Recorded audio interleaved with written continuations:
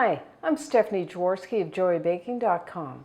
Today we're going to make Cowboy cookies, also known as Ranger cookies, everything cookies, kitchen sink cookies, but really it's an oatmeal cookie that contains not only the rolled oats, but we also have chocolate chips, we have some raisins, we have some chopped nuts, we have some dried coconut, and they're so good.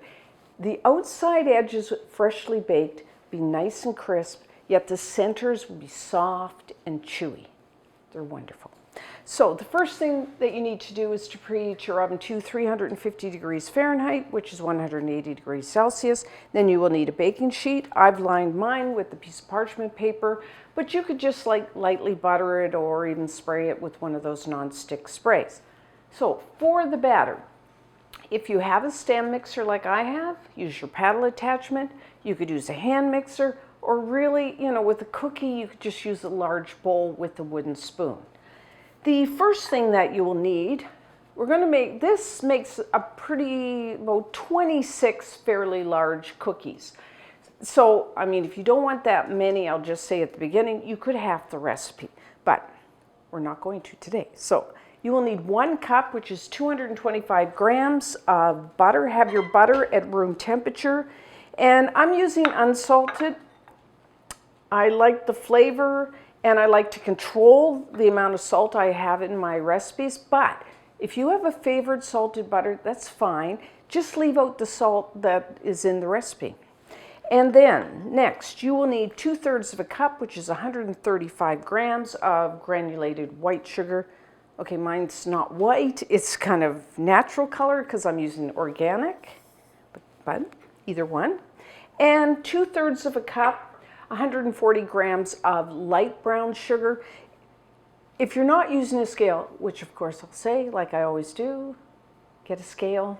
It's so much easier, so much more accurate. But if you don't, and you're using a measuring cup, when you do brown sugar, make sure you kind of pat it down because it's quite soft. And then for flavoring, I'm adding 1.5 teaspoons, 6 grams of pure vanilla extract. If you don't want a vanilla flavor, you can just leave it out. And then I'm adding, now this is optional, but I'm adding 1 tablespoon of a mild flavor honey, like a clove or something like that. That's about 20 grams of honey. You don't have to, but you know what? I think it kind of helps keep the cookies, the oatmeal cookies, nice and soft, and you only need a little. So now what I'm going to do is beat this on medium speed. I want to mix everything together and then just get a little bit of air into it. So maybe a minute or two.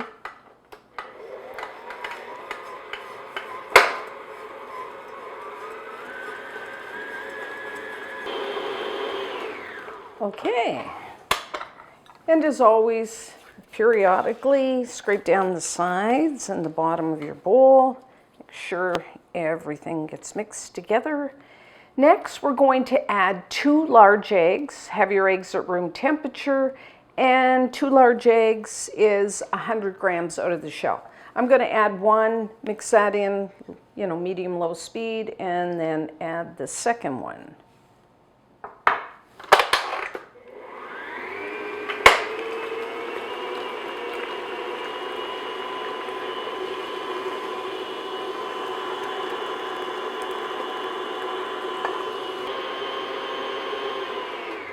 Okay.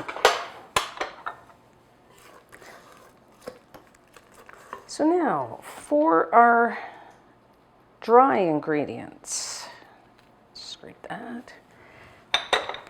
In a separate bowl, I have 2 cups, which is 260 grams of all-purpose flour, plain flour. And to that, I'm adding 1 1/4 teaspoons, that's 5 grams of baking soda. Baking soda, it gives rise to our cookies, but also what it helps to do is give the outside edges, make them nice and crisp. That's why I also like to use it. And 1/2 teaspoon, 2 grams of a fine kosher salt. And then this is an optional thing. I like a little ground cinnamon in my oatmeal cookies, so I'm adding 1/2 teaspoon. You could leave it out if you prefer your oatmeal cookies not have a cinnamon flavor. This is just a really mild flavor. I'm using just a whisk to whisk the ingredients together. You could use a fork. The other thing, get back to the cinnamon, the other thing I like about ground cinnamon, not only does it flavor, but it also colors the cookies. So if you don't use it, you will notice it'd be different from mine. If you put ground cinnamon in, it makes them more brown color. So they will be paler if you don't. That's what I'm trying to say. Okay, so now we're just gonna put that right in there. And then I'm gonna just beat that just for a second. Partially mix it in, just on low speed, because you don't want that flour coming out. Okay, that's enough. So now, lots of stuff. I guess that's why they also call them everything cookies. So, of course, it's like an oatmeal cookie. We need 2 cups, which is 160 grams of rolled oats. I'm using the old-fashioned rolled oats. There's 2 types, the old-fashioned and the quick cooking. The reason I like to use the old-fashioned is they're thicker in texture, and that gives your cookie more chew, which I like. But if you kind of go, I really want to make these and all I have is the quick cookie, you can use them. I mean, don't worry, they just won't be as chewy, but they'll still taste just as good. And then I'm adding some raisins, a half a cup, 85 grams. I'm using the dark Thompson raisins. You could use golden raisins. If you don't want to use raisins, you could use some dried fruit like dried cranberries, dried cherries. That'd be good as well. Or what you could do is, I'm adding chocolate chips, a half a cup, 85 grams of chocolate chips. So if you didn't want to use raisins, you could use like a cup of chocolate chips. I mean, it's kind of like you can mix and match this. So I'm using, it's I think about 62%.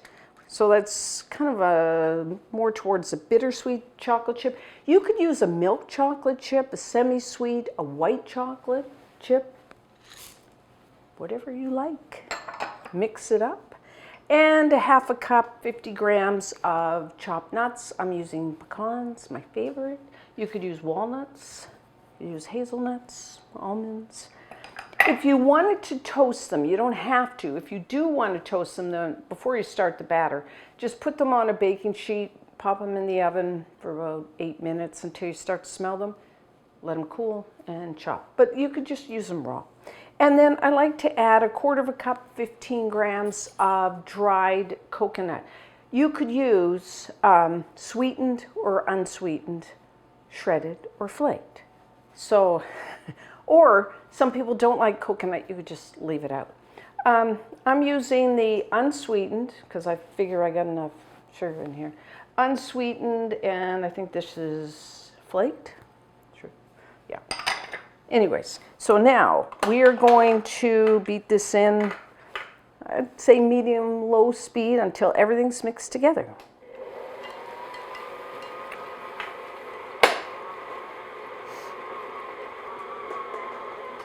Okay, we are done. Lots of batter. Now I'm going to bake my cookies off right away. My batter's firm. If yours was a little soft, you know, maybe you started out with butter that was a little soft, then you can just cover it and refrigerate the batter, you know, for an hour before you bake off the cookies. And actually, if you didn't want to bake them all off today, you could, you know, refrigerate the batter for a day or 2. Or actually, if you wanted to, you could form your cookies and then freeze them unbaked, and then when you want to bake them off, you can just take them out and bake them. And so, it's pretty firm. I like to make fairly large cookies. You know, when I was a kid, we know, you know, everybody made these little small cookies, and then you'd eat like 4, 5, you know. Now I only want to eat one, makes me feel less guilty, so I make them bigger. I know I'm only fooling myself. So I'm going to use about a quarter of a cup. You could use like the little measuring cup, I like to use a 1/4 cup cookie scoop or ice cream scoop, whatever you want to call it. Mix, and if you wanted to use a scale, that should be, let's see, yeah, well, it's a little more than that. About 45 grams, 45, 50. Yeah. If you're not, I like to use the cookie scoop because it compacts the batter.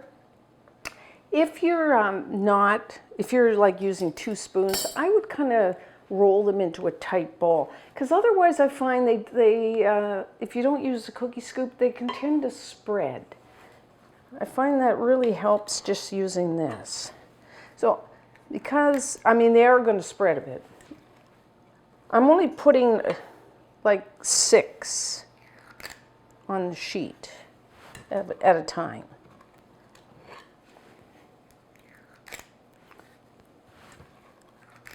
So, whoop. And then what I'm going to do is I'm going to flatten them just a little so I have some water. And I'm just going to, get my hands a little wet here and just flatten them down so they're not that dome shape.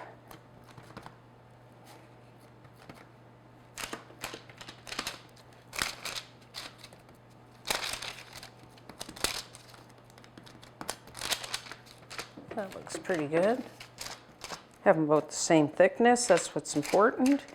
And then if you, just wipe my hands, if you want to dress up your cookies, what you could do if you're, say, I'm using pecans, so I'm going to use pecan, the halves. You could put it, like press it down into the center.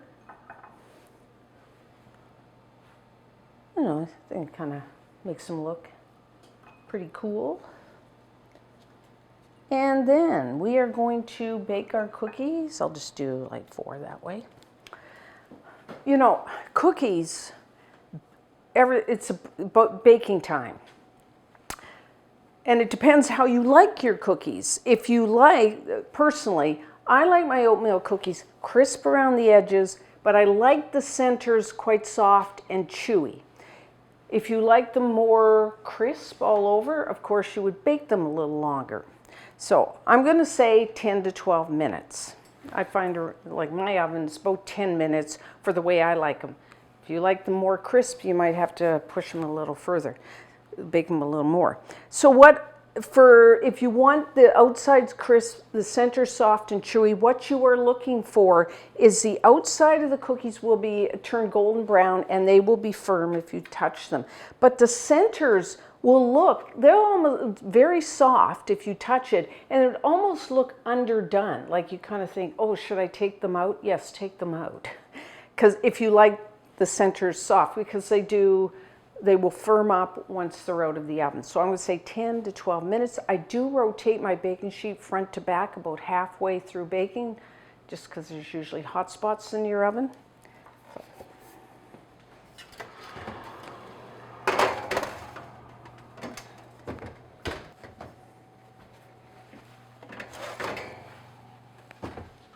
Okay, our Cowboy cookies are done. So put your pan on a wire rack. As you can see, the outsides are firm, golden brown, yet the centers are light colored and they're still quite soft. That's how I like them. So now what I'm going to do is let them cool, 3-4 minutes on the baking sheet because they're very soft, and if I tried to move them, they just fall apart. So just cool them down, 3 to 5 minutes, and then use your spatula to transfer them over to a wire rack to finish cooling. And when we come back, we will try one. Okay, so let's try one. First, there's a difference if you put a pecan or if you don't. They're both really nice, but I think it kind of dresses it up with the pecan in the center, but I'll leave that up to you. These are still a little warm. Who doesn't like a warm cookie? Okay, a little bit of chocolate chip there.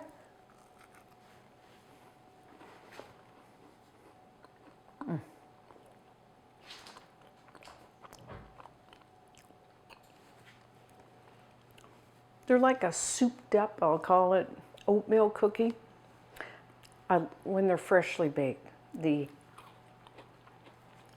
the edges are wonderfully crisp, yet the centers are really nice, soft, chewy, a lot of flavor. I mean, we got a lot of stuff going on there. You got the rolled oats. I like the little touch of cinnamon, and as you can see, it does color our cookies. Very nice, pretty color, I think. And then we got chocolate chips, you get the raisins, you get the coconut, you get the nuts. You can kind of experiment with other different things. You know, I'm seeing now people put pretzels and cornflakes and in this type of cookie. So have at it, you know. Now, these, you can freeze these. They freeze really well. You could store them at room temperature. I would say, especially if you put the honey in. I don't know, if you put a little bit of honey, it keeps them soft, keeps them fresh. I would say 3-4 days if they last that long. Like I said, this makes about 26, I'm going to say, this size cookie, so you'll have lots. So you must try them. And until next time, I'm Stephanie Jaworski of joyabaking.com.